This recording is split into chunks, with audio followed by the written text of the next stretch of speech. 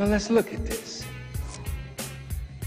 Were Jews involved in the transatlantic slave trade? Here's a book. Research by Brother Alan Muhammad.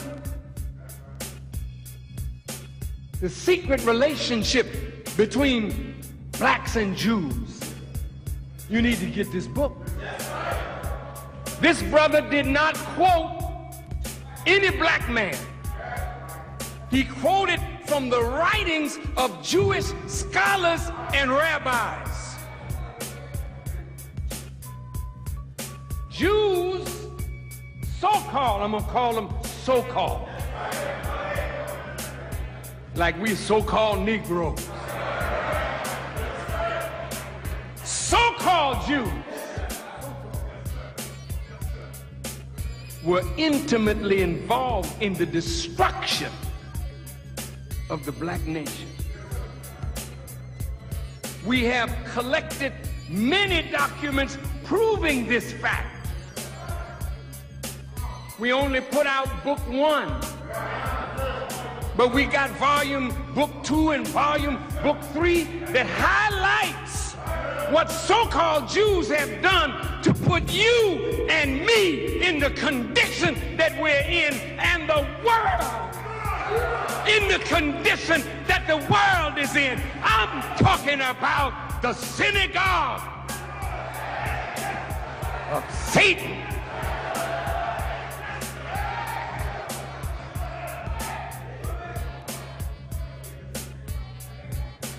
I didn't want to run this down last week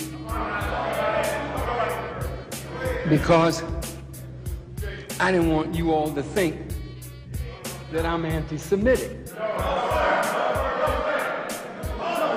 But I think I've laid a base now for you to understand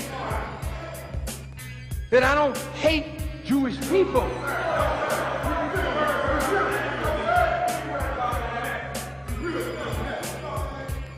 But I definitely have a problem with so-called Jews and so-called Christians and so-called Muslims.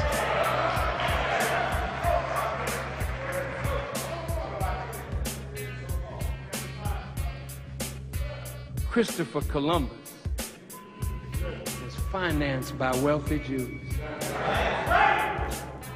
He captured and enslaved hundreds of Indians who were auctioned by one of these Jews when Columbus returned to Spain, on pages 11 through 17 in this book. Jews made several major contracts for the transatlantic shipment of black Africans to colonial settlements in the New World. Jews insured and financed slave ships and outfitted them with chains and shackles.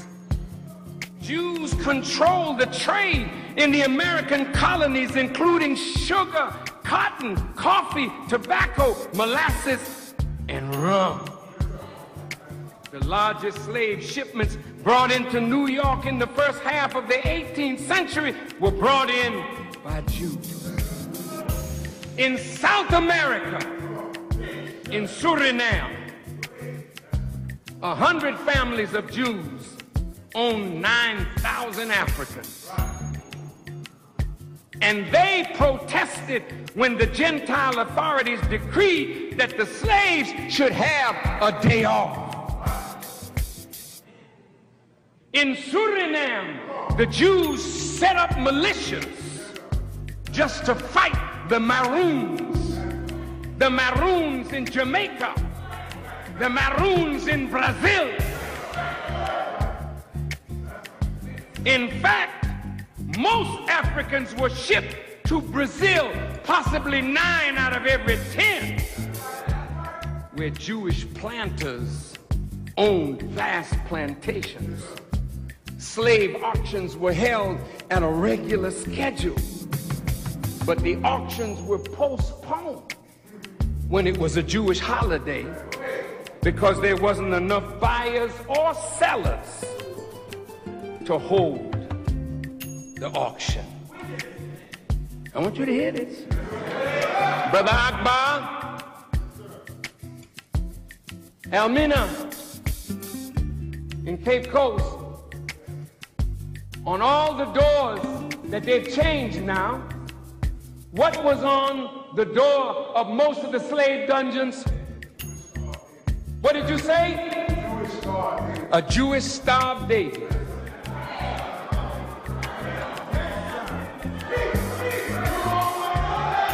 .75% of Jews own slaves in the South.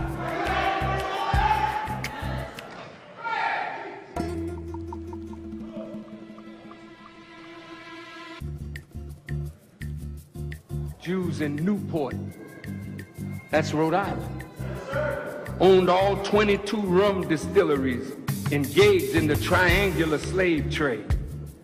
Jews owned slave pens where they warehoused Africans and sold them by the gangs. Jews were commission merchants, brokers, wholesalers, slave clothing dealers, and peddlers, keeping the slave economy oiled with money, markets, and supply.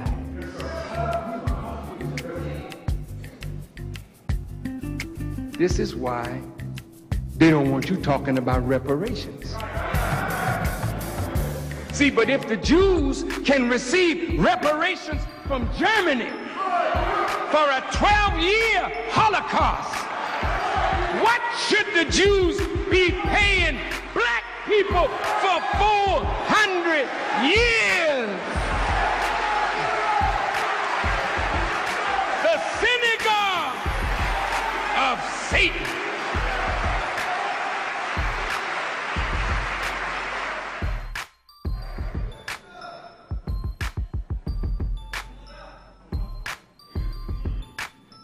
And so much more, but get the book.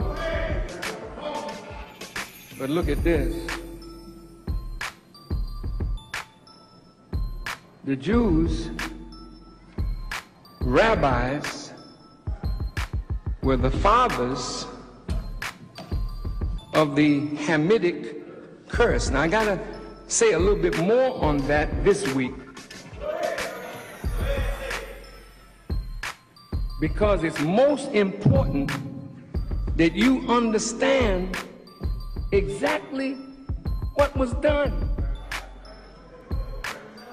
See, the slave market financed Europe and England in particular.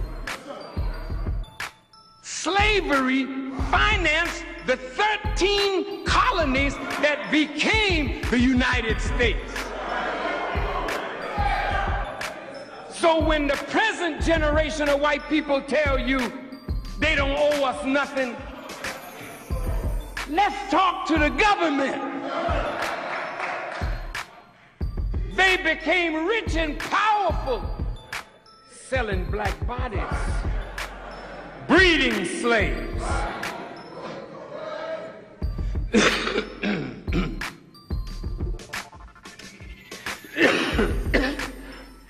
Excuse me. African slavery was the cornerstone of the development of European colonial enterprises in the West Indies, Central and South America, and the English colonies that became America. The European nations that participated in the transatlantic slave trade were Portugal, Spain, Holland, France, and England. The English conquered and enslaved the islands of Barbados, St. Kitts, Nevis, Antigua, Montserrat, and Jamaica. The French conquered Martinique, Guadeloupe, St. Lucia, Grenada, and St. Dominique. They all had a part. So they all have to be called to account. If you don't want to call them to account, it's only because of your fear your willingness to forget and forgive. In the Quran, Allah tells the Prophet Muhammad, say, you may forgive them, but Allah says, I will never forgive them. See, and you only forgive because you want to go along to get along.